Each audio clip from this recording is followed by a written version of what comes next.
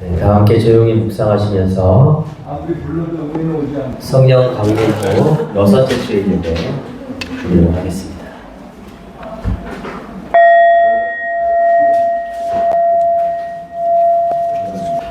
칠월에 꿈꾸는 사랑. 하찮은 풀 한 포기에도 뿌리가 있고 이른 물을 들꽃에도 꽃대와 꽃술이 있지요. 아무리 작은 존재라 해도 갖출 것을 다 갖춰야 비로소 생명인걸요. 뜨거운 태양 아래 바람에 흔들리며 소박하게 겸허하게 살아가는 저 여린 풀과 들꽃을 보느라면 살아있는 모든 것들은 견딜 것을 다 견뎌야 비로소 삶인걸요. 대의만이 명분인가요? 장엄해야 위대한가요?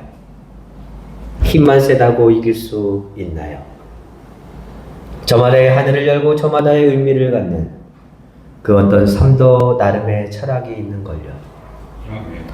어울려 세상을 이루는 그대들이여, 저 풀처럼 들꽃처럼 그 누가 알아주지 않아도 그 무엇 하나 넉넉하지 않아도 이 하루 살아있음이 행복하고 더불어 자연의 한 조각임이 축복입니다.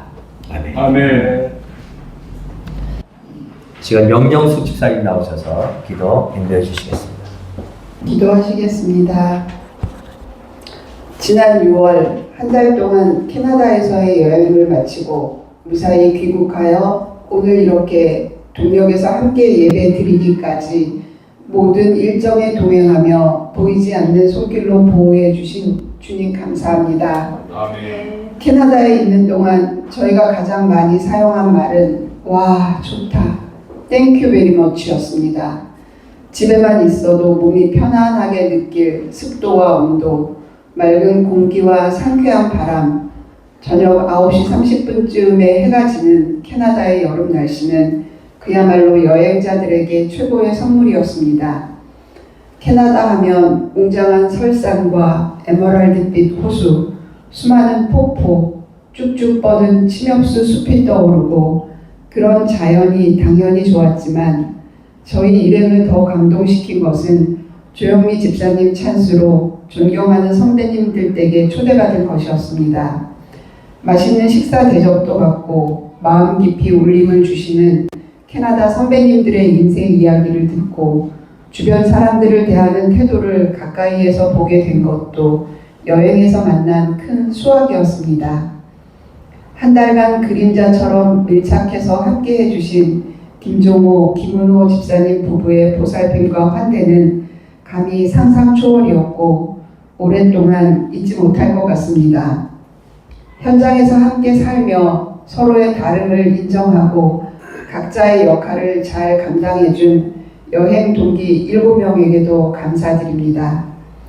저희가 느낀 이 감동과 감사가 한국에 계셨던 동역의 식구들에게도 전해지고 지친 일상에 한 줄기 상쾌한 바람이 되기를 바라봅니다.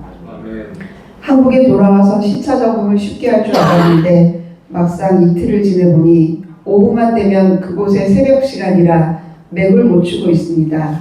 캐나다에서는 느긋했던 마음이 그새 밀린 일 앞에서 다시 조급해집니다. 신호등이 없는 캐나다의 내거리에서 아무리 차가 밀려 있어도 먼저 도착한 차부터 딱 한 대씩만 차례대로 천천히 움직이는 모습이 꽤 인상적이었습니다.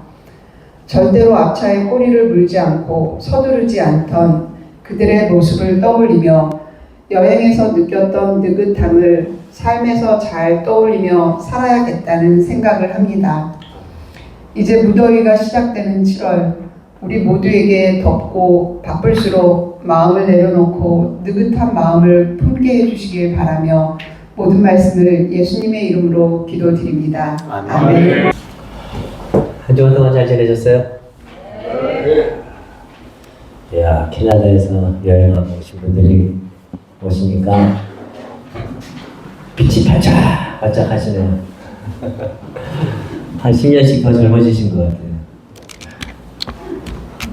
자연이 주는 에너지와 또 사람이 주는 에너지와 좋은 에너지들 많이 받고 오신 것 같아요. 건강하게 잘 기원하신 거, 교육하신 거. 박수 한번 주세요.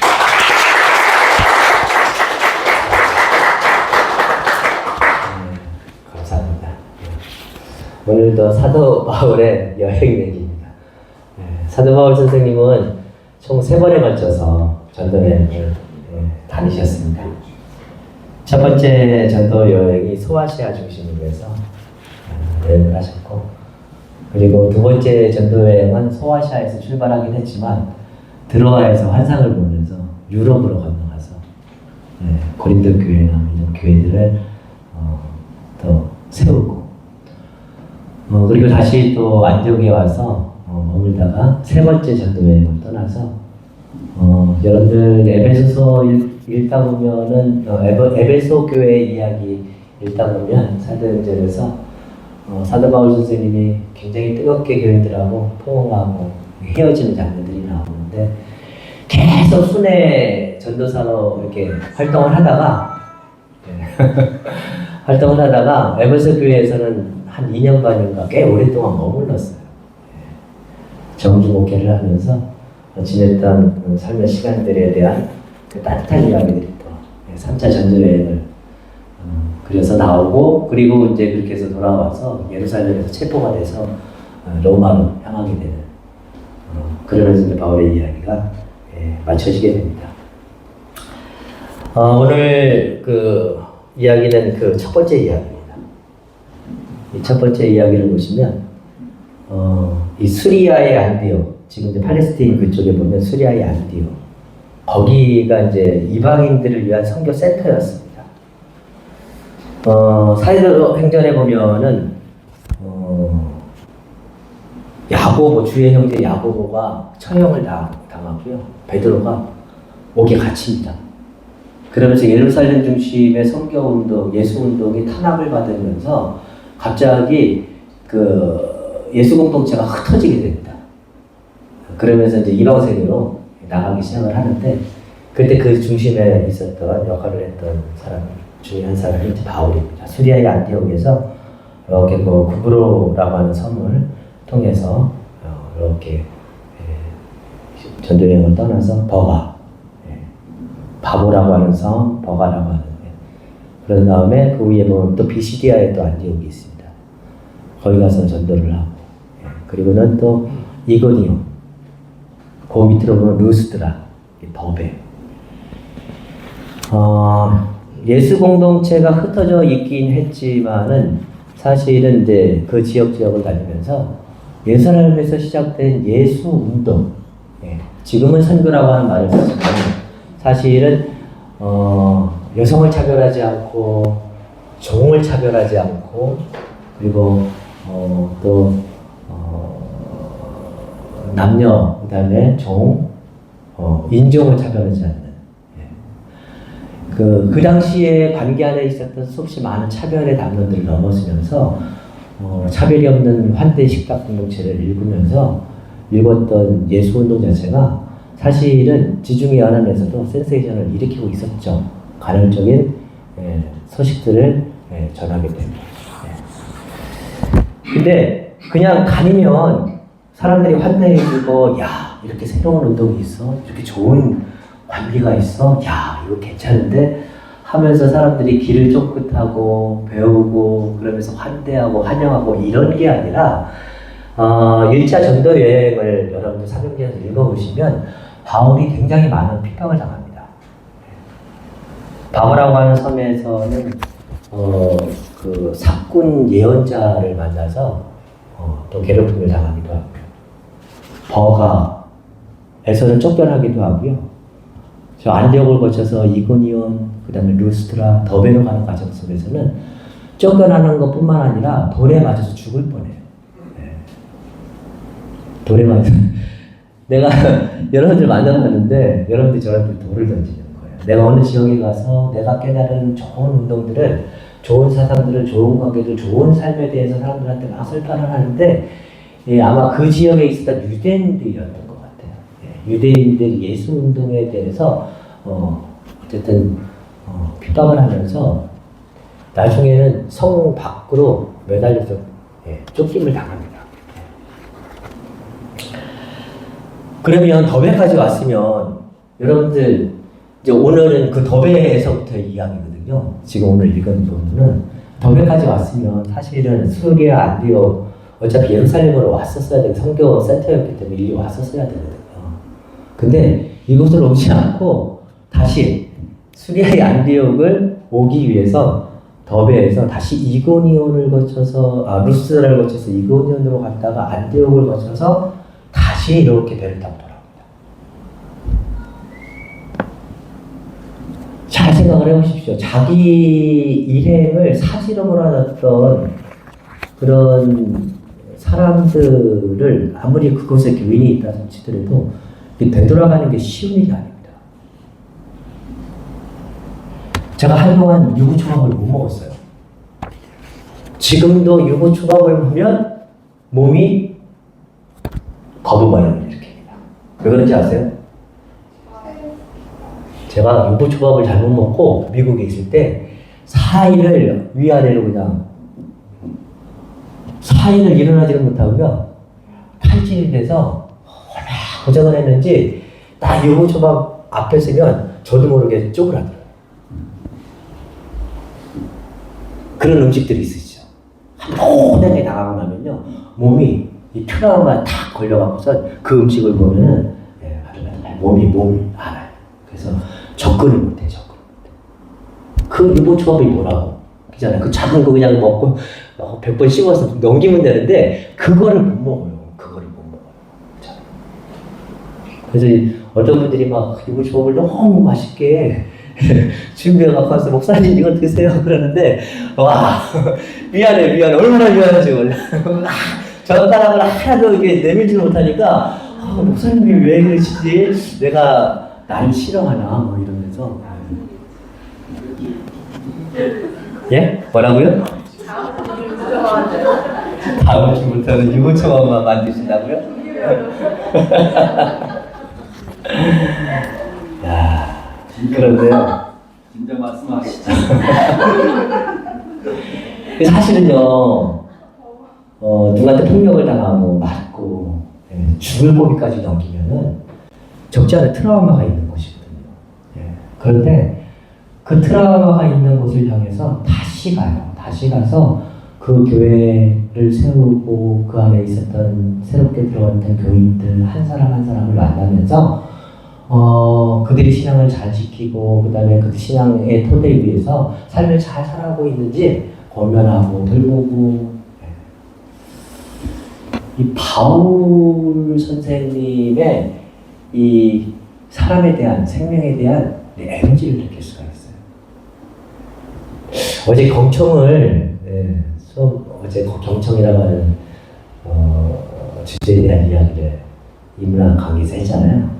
그걸 들을 때 그분이 그런 얘기를 했더라고요. 사람이 타인한테 의사표시를 하는 기능을 하는 게 굉장히 많이 있다라고 해요. 그 중에서 언어로 의사표시를 사람들은 굉장히 많이 하는데 그 언어가 타인에게 내 앞에 서 있는 사람에게 그 의사표시를 했었을 때 전달할 수 있는 전달력 몇 프로야? 100% 중에? 100%야? 8. 아니 어제 오셨던 분들 얘기하신 것 같아요. 7%래요. 7%. 그러니까 우리는 수없이 많은 말을 해서 사람을 설득하려고 하고 권면하려고 하고 변화를 시키려고 말을 하는데 그 말이 그 타인에게 전달될 수 있는 역할의 프로테이지가 7%래요. 그러면 30, 그 다음에 2위가 38%인데 그 38%가 뭐예요? 내가 그 사람을 향해서 하는 몸짓, 발짓, 표정, 겉으로 드러나는 표정들, 태도들. 제가 주일날 이미 교회 와서 여러분들을 바라보는 시선 자체가 설교의 38%라는 거예요. 말은 제가 여기 열심히 준비해갖고선 이거 얘기해봐야 7%밖에 안 들어간다는 거예요. 지나고선 대단해서 다 잊어버리는 거예요. 근데 이미 제가 앉아서 여러분들을 바라보는 시선 자체가, 태도 자체가 그 중에 그래도 한 3분의 1 이상은 차지한대요. 다 말로 하지 않아도 제가 여러분들을 대한 태도 안에 이미 말이 다 들어있더라고요.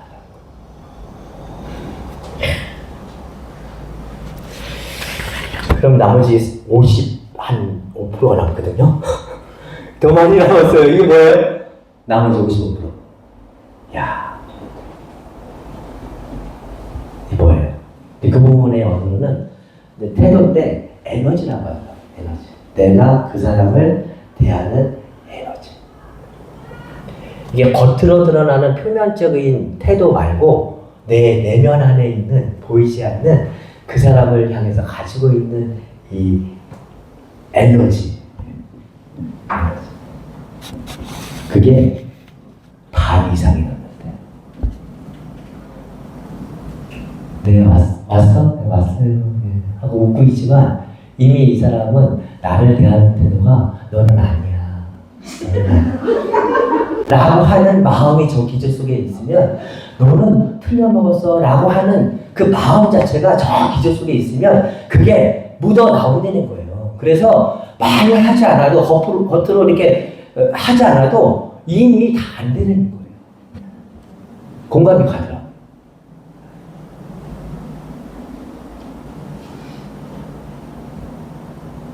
엄마가 아이가 엄마 앞에서 막 그 얘기를 해도 엄마가 그 아이에서 야 너 그렇게 하면 안 돼.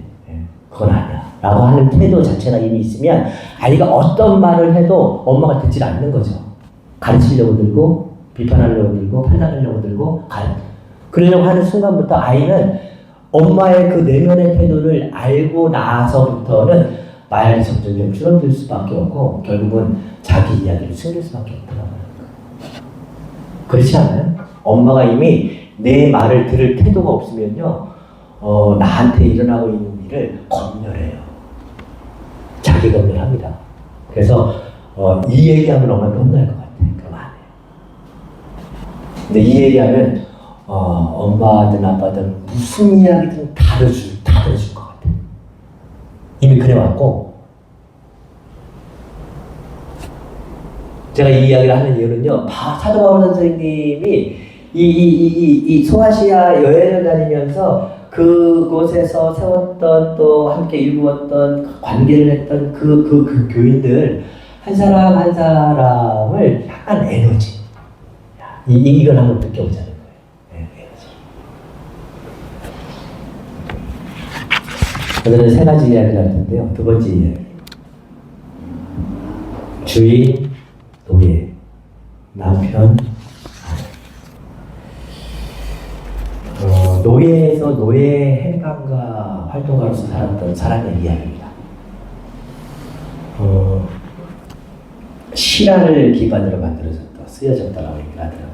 소설이라고는 하지만 실제 있었던 일이래요. 1800년대 미국 보스턴 건축가 아버지와 피아니스트 어머니 사이에서 태어난 그리고 영문학을 전공한 한국인 2세가 쓴 퓰리처 수상작입니다. 여러분들 시간이 되시면 한번 읽어보세요. 600페이지가 넘더라고요. 1800년대 남부 조지아주에서 여자 노예와 남자 노예. 근데 여자 노예가 피부색이 하였어요. 옛날에는 무조건 노예 엄마에서 태어나면 백인 아빠랑 사이에서 태어나도 피부가 하얘도 노예 엄마에서 태어나면 다 노예였대.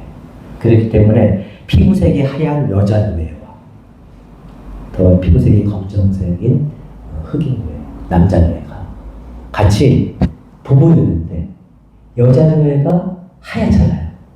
그러니까 남장을 한 거예요. 남장을 하고 남자처럼 남장을 하고 마치 남자 노예를 노예처럼 부리는 관계로 해갖고 이른 새벽에 아침에 일어나서 증기선과 만차와 기차를 갈아타고 노예 사냥꾼, 경비병, 군인들의 눈을 피해서 북부 필라델피아를 거쳐서 보스턴까지 그리고 나중에는 어디까지 가냐면 영국까지 갑니다. 영국까지 완전히 노예제도가 폐지되어 있었던 영국까지 가서 그 과정에서 뭐 별별 일이 다 있습니다. 이 말을 섞으면 이 여자 목소리가 탈로가 날 거 아니에요. 그러니까 아픈 척하고요. 귀가 잘 안 들려요. 사람들이 막 말을 걸어도 이 귀가 잘 안 들리는 척합니다. 예, 그러면서 아예 말을 섞질 않아요. 섞질 않아요. 예, 그러면서 그런 과정을 거쳐서 이제 영국까지 가는 이야기인데 필라델피아만 가도 이제 노예 해방가들이 많이 있었고 이제 그 사람들을 만날 수 있었기 때문에 거기에서 좀 안착을 하다가 이 사람들이 극적으로 이렇게 탈출한 이야기가 이제 전해지면서 그곳에서부터 이제 자기들의 이야기들을 사람들한테 경험담으로 이야기해준 그런 강연의 장르를 또 따라가기 시작을 하고요. 거기를 거쳐서 보스턴 나중에는 이제 영국으로 나와서 완전히 해방이 됩니다. 그래서 이 사람들이 노예 신분이었음에도 불구하고 끊임없이 그 조지아주에서 이 노예를 잡으러 노예 사냥꾼들이 계속 따라오거든요. 따라오는데 거기까지 가니까 이제 따라오지 못하는 거예요. 그래서 완전히 노예 신분에서 벗어나는 그 신분이 딱 되었는데,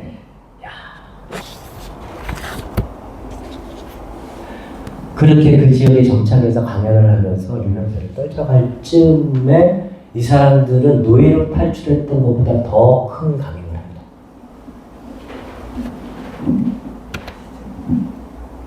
제 책에 있는 이야기를 써갖고 왔어요. 윌리엄하고 엘렌이라고 하는 사람인데, 윌리엄은 혼자서 아프리카 서해안으로 여행을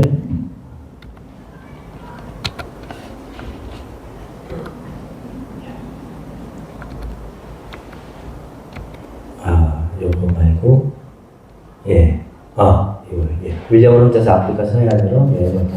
그의 조상들이 납치했던 노예가 된 곳이었다. 거기에서 그는 교사이자 활동과 사업가가 되었다. 그는 다호메이 왕을 설득해서 그곳에서 벌어지는 노예 무역을 종식하고 다호메이가 목화 재배 등 다른 산업으로 전환하도록 노력했다. 어디로 간 거예요? 예? 아프리카 노예 생산지로 간 거예요. 생산지로 가서 무슨 일을 했냐면 남편 얘기예요. 남편. 아내는 아니었는데 남편이 아프리카로 가서 노예를 여전히 생산하고 있었던 그 지역에 가서 노예를 생산하는 그 일들을 중단하는 노예 해방 운동을 거기에서 해나가기 시작을 합니다. 1863년 그 링컨에 의해서 노예 해방이 공식적으로 선포되는 그 해거든요. 새해 첫날 해방 선포문이 발표되어 적들의 진영에 있는 사랑하는 사람들이 해방되었다. 크래프트 부부, 알렌과 윌리엄 크래프트 부부는 서메너 근처의 조지아주의 우드빌 플랜테이션에 다시 도전했다. 이곳에서 엘렌은 지금까지 어느 때보다 강하게 뿌리를 내었다. 윌리엄은 자주 여행을 다니며 강연하고 기금을 모았다. 시간이 지나 아이들의 도움을 받아 크래프트 부부는 노예제도에 벌어진 현장이 있었던 것을 변모시키는 곳에 성공했다. 이제 이곳은 적극적인 노동자와 학생들의 공동체로 이루어진 농장이자 학교 조합, 농가와 쌀과 콩을 키우는 밭, 그리고 교회를 포함해서 새로 짓고 수리한 건물로 가득 차게 되었다. 크래프트 부부는 우드빌에서 가족, 자유, 교육, 활동, 신앙이라는 평생의 꿈을 한데 놓았다. 저 같으면은 군대에 갔다 온 사람들이 옛날에 어떤 말이 있었는지 아세요? 군대 갔다 오면 군대를 향해서 오줌도 안 싼다는 얘기가 있어요. 그러니까 고생하고 힘들었던 시간들을 기억하기가 너무 어려워서 군대 쪽을 방향을 향해서 오줌도 안 싼다는 얘기가 있었어요. 그러면 생각해 보십시오. 자, 영국까지 가서 아무도 침범하지 않고 아무도 내 자유와 권리를 억압하지 않는 그 땅에서 이제 막 사람들 초청해갖고선 자기가 노예로 살았을 때부터 또 해방돼서 탈출해왔던 그 모든 이야기들을 다 기다리고 있는 수없이 많은 청년들이 일면 곳곳에 다니면서 강연하는 거 다니면 얼마나 편하고 얼마나 좋겠어요. 그런데 내 생에 어느 때가 딱 시점이 일어났을 때 이 사람들이 했던 건 뭐냐면요. 아프리카를 향하고 그 시간이 지나서 완전히 노예가 해방되었을 때 다시 자기가 노예로 살던 그 고향 땅으로 와요. 조지아주. 그리고 그곳에 플랜테이션을 세우고 농장을 세우고 학교를 세우고 그러면서 거기서 무엇을 하냐면요. 여태까지 노예로 살아왔지만은 해방돼. 근데 해방되었어도 이 사람들이 자연을 살아갈 수 있을까요? 네. 뭐 있는 재산이 있어요. 집이 있어요. 다시 노예로 들어갈 수밖에 없는 그런 구조적인 삶 속에서 이 사람들이 자립과 독립을 도와가면서 정말로 그 땅에서 자유로 살아갈 수 있는 길들을 위해서 애쓰고 노력하는 삶을 선택해서 간다고 하는 거예요. 제가 이 책을 읽으면서 야, 이 사람들 참 대단한 사람들이다. 노예 처지였던 자기 뿐만 아니라 자기의 가족들 뿐만 아니라 자기의 동지들 해방이 됐지만 자유의 인의 신분이 됐지만 그럼에도 불구하고 여전히 현실은 그 안에서 갇혀서 살아갈 수밖에 없는 그런 현실들인데 그 안에서 독립되고 또 자유할 수 있는 자립할 수 있는 그런 삶의 길을 위해서 학교를 세우고 농장을 세우고 일터를 세우고 배움의 길을 그래서 문자를 했던 사람들에게 글을 가르쳐주고요.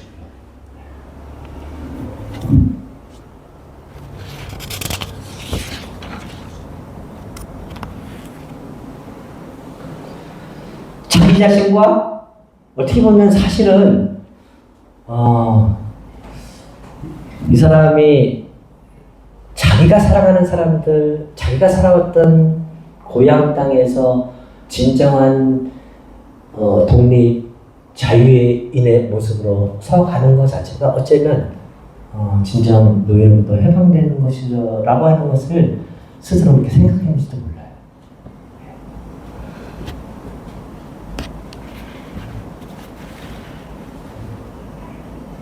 자기 자신과 그 노예들을 향한 이 사람이 가지고 있었던 그 에너지. 자, 세 번째 이야기는 저희 교민의 이야기입니다. 오늘 다행히 안 나오셨어요. 정민영 집사님. 요즘 정민영 집사님이 교회를 잘 안 오세요. 주일날 말고 평일날. 옛날에는 교회 참 열심히 갔거든요. 좋은 이야기니까 하는 겁니다. 교회를 주중에 참 열심히 나왔었어요. 근데 요즘 교회 안 나오세요. 왜 안 나오시는지 아세요? 예? 바빠서요? 네, 물론 다 바쁘죠. 네. 아이들하고 사랑에 빠졌어요. 여러분들 되게 낯설죠? 아이들하고 사랑에 빠졌어요. 이게 낯설죠? 뭐 아이들하고 사랑에 빠지는 게 되세요? 그잖아요. 근데요, 정민영 집사님이 애들 키우는 거 굉장히 힘들었어요. 애들이 내 앞에 있는 거를 내 자식인데도 불구하고 굉장히 힘들어 하셨어요. 그래서 이 아이들을 어떻게 돌봐야 될지, 그래서 그 아이들 학교 끝나고 와서 그 아이들을 돌보는 시간을 굉장히 힘들어 하셨어요. 그래서 늘 이거를 자기가 해결해야 될 문제가 아니라 누군가에게 맡겨야 되는 문제로 계속 이렇게 지내오셨었어요. 그러다 보니까 본인도 힘들고 애들도 힘들고 뭐 이런 일들이 계속 반복이 됐었는데 이분이 어느 날, 항상 그러던 어느 날이 참 중요해요. 네. 이분이 어느 날 어떤 계기를 통해서 이거를 해결할 수 있는 사람은 나밖에 없구나라고 하는 거를 깨달아요.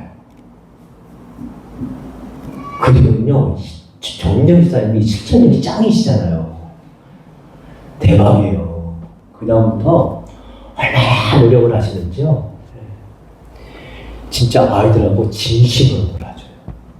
예, 평안식탁에 오셔서 옛날 같은 평안식탁에 앉아있으면 이렇게 막 밥 먹고 나서는 핸드폰 보시고 애들끼리 놀라고 막 이렇게 하고 그러셨거든요. 근데 세상에 딱 밥을 딱 먹고 나서는 딱 설거지 끝나시더니 야! 이러고 그러더니 애들하고 여기서 축구를 하는데 너무 신나게 진심으로 놀아요. 그러니까 어떻게 돼요? 애들이 엄마를 좋아하죠. 엄마 말을 들어야 안 들어요.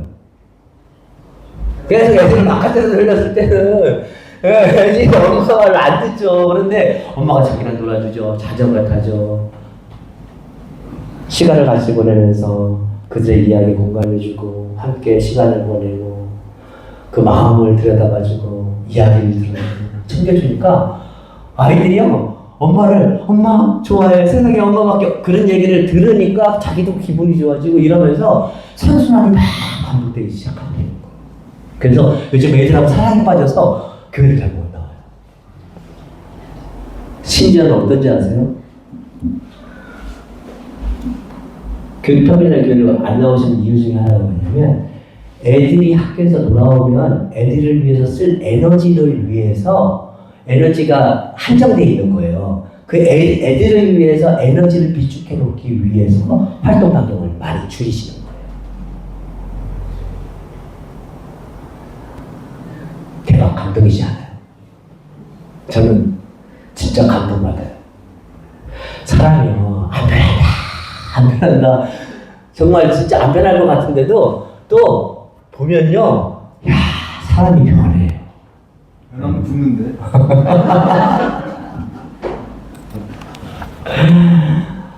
야 그래서 요즘 정민석 집사님 보면서 제가 그 얘기를 진짜 해요. 정민석 집사님 눈이 반짝반짝해. 아이들이 집사님을 좋아하는 그 눈빛이 느껴져. 그리고 고맙다는 얘기를 해요. 고맙다는 얘기. 진짜 고마운 거예요. 자, 생각해 보십시오. 사람들마다 다 알아요. 예. 자기 삶에 있어서 참 피하고 싶고 가고 싶지 않은 관계 지점이 있어요. 저길 가야 되는 거 알면서도 다 못 가거든요. 못 가거든요. 결국 사도 바울이 자신에게 돌을 던졌던 그 불길 속으로 다시 걸어 들어간 것도, 크래프트 부부가 끔찍한 트라우마의 땅이자 노예제도의 신병부였던 조지아로 되돌아온 것도, 그리고 자신의 트라우마가 깊은 곳을 들여다보면서 아이들과 관계 변화에 온몸을 싣은 것도 어쩌면 생명에 대한 애정을 가지고 사랑에 용감한 사람들의 아름다운 이야기가 아닐까, 그런 생각을 해봅니다. 인간의 몸과 이성은 본능적으로 상처 입은 과거와 자신의 삶을 움츠러들게 하는 트라우마, 그리고 그 두려움을 거부하고 도망치려고 하지만 사랑에 용감한 사람만이 우리를 직면하게 만들고 용기 내어서 그 트라우마의 자리로 되돌아가게 합니다. 두려움을 이겨내고 사랑하는 대상을 위해 자신을 내던지는 이 용감한 사람들이 있는 한 고난과 고통의 자리는 언제나 생명을 길러내는 치유와 선순환의 땅으로 변부할 것입니다. 한 주간 동안도 우리의 삶 속에 이러한 용기가 함께 하시기를 주님의 이름으로 기원합니다. 아멘. 함께 나누신 말씀을 생각하시면서 잠시 침묵하도록 하겠습니다.